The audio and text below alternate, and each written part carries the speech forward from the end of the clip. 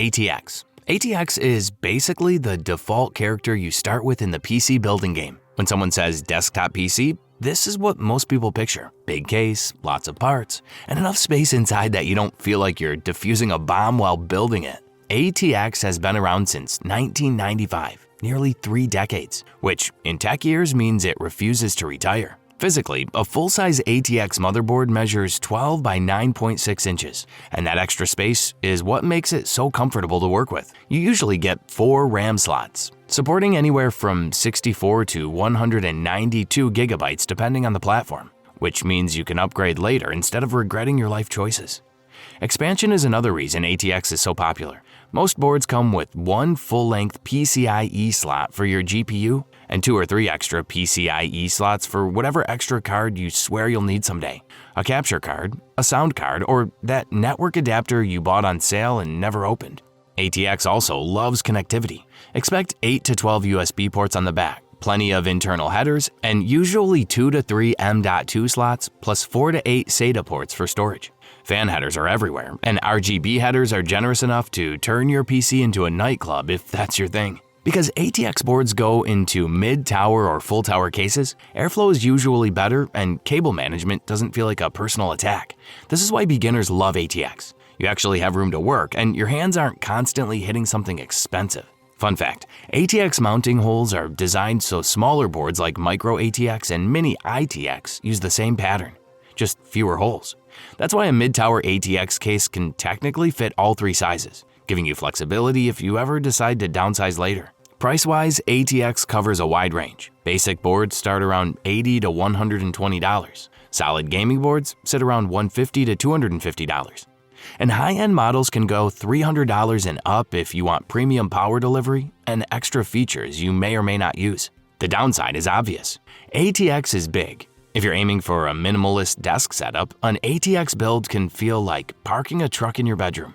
And if you're only running 1 GPU and 2 RAM sticks, half the board will just sit there doing nothing, silently judging you. Still, ATX sticks around because it works. It's flexible, forgiving, and future-proof enough that you don't have to think too hard. ATX is ideal for first-time builders who want room to learn, gamers planning future upgrades, and anyone who values flexibility over compact design. If you're not sure what you need, ATX is the safe bet. Micro ATX. Micro ATX is the middle child of motherboard sizes. Not as big as ATX, not as compact as Mini ITX, and usually the most sensible one in the room. It delivers almost everything most users actually need, just in a more compact and sensible package. A Micro ATX motherboard measures 9.6 by 9.6 inches, noticeably smaller than ATX, but still big enough that you don't need tweezers to install components. Most boards come with 2 to 4 RAM slots, supporting 64 to 128 gigabytes, which is plenty for gaming, productivity, or multitasking without constantly worrying about upgrades. Expansion is where Micro ATX draws the line. You usually get 1 full-length PCIe slot for a GPU and 1 or 2 extra PCIe slots. That's fine for most builds, because let's face it, most people never use more than a single graphics card anyway. Those extra slots on ATX mostly exist to make you feel prepared for battles that may never happen. Storage is still solid. Expect 1 to 2 M.2 slots and around 4 SATA ports. USB connectivity is slightly trimmed compared to ATX, but you're still looking at 6 to 10 rear USB ports, enough for everything from your keyboard and mouse to random USB gadgets you found in a drawer. Micro ATX boards fit into Micro ATX cases and most mid-tower cases, which means airflow is decent and cable management doesn't ruin your mood. The building experience is still comfortable, just a bit more snug than ATX. Price is one of Micro ATX's biggest advantages. Budget options start around $60 to $90, while solid gaming boards land around $100 to $180. You get most of the performance and features of ATX without paying for things you'll never use. The downside is flexibility. Fewer expansion slots means fewer upgrade paths, and some budget boards cut corners on VRM quality or premium features. And once you commit to Micro ATX, you accept that 1 GPU is probably enough for you. Micro ATX is ideal for budget gaming builds, office PCs, and anyone who wants solid performance without overspending on features they'll never touch. If you just need a reliable gaming rig without the premium price tag, this is your sweet spot. Quick question, what form factor is your current PC running? Drop it in the comments. And if this is finally making motherboard sizes make sense, hit the like button. It genuinely helps the channel. Mini ITX. Mini ITX is the tiny powerhouse of motherboards. At just 6.7 by 6.7 inches, it's small enough to fit in compact cases, under your desk, or even in a backpack if you're building a LAN party rig. Don't let the size fool you. It can still handle modern CPUs and GPUs, but you'll have to make some sacrifices. RAM support is usually 2 slots, maxing out around 64 gigabytes on high-end boards. That's enough for gaming, streaming, and productivity, but multitasking like a mad scientist with 8 browser tabs, a video editor, and a virtual machine running at once may require careful planning. Expansion is limited. Most Mini ITX boards only have one full-length PCIe slot, which means a single GPU setup is mandatory. Forget about multiple graphics cards, capture cards, or fancy extra add-ons. Storage is decent though. Expect 1 or 2 M.2 slots and 2 to 4 SATA ports, just enough for SSDs and a couple of drives. Connectivity usually includes 6 to 8 rear USB ports, sometimes USB-C plus Wi-Fi and Ethernet on most modern boards. Fan headers are fewer, so cooling your system requires careful case selection and cable management, or you'll be listening to your PC trying to take off like a jet engine. Price-wise, Mini ITX can be surprisingly friendly. $90 to $150 for budget boards, $200 to $350 for premium gaming or enthusiast boards. You pay extra for compact design, higher quality VRMs, and features like built-in Wi-Fi or RGB headers. The beauty of Mini ITX is portability and compact builds. The trade-off is expansion.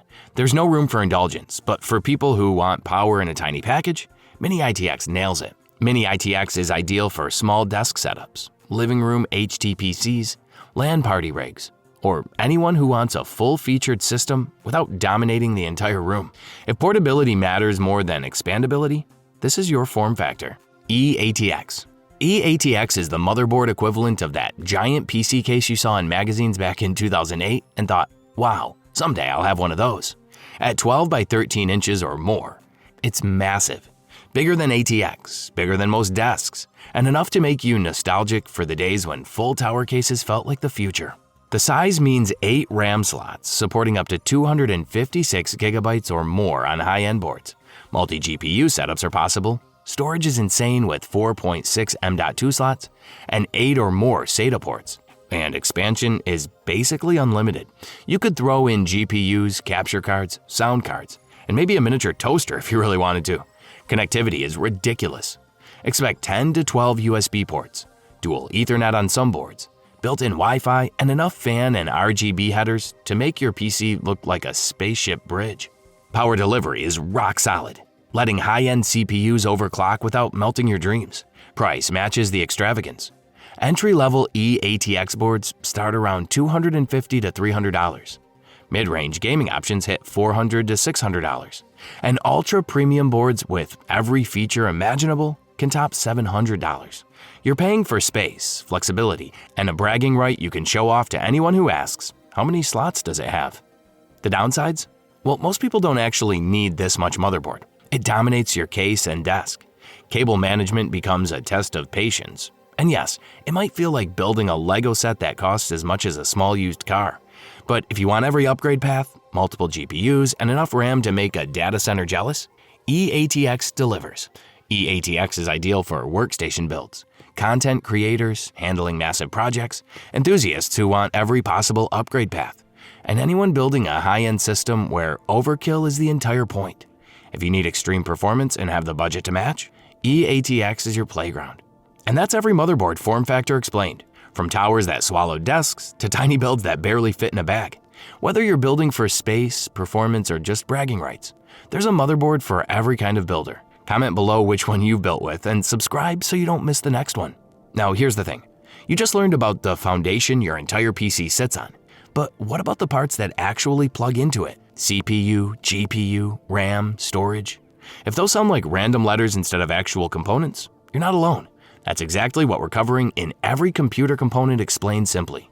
What each part does, why it matters, and which ones you should actually spend money on. Click the video on screen right now, and I'll see you there.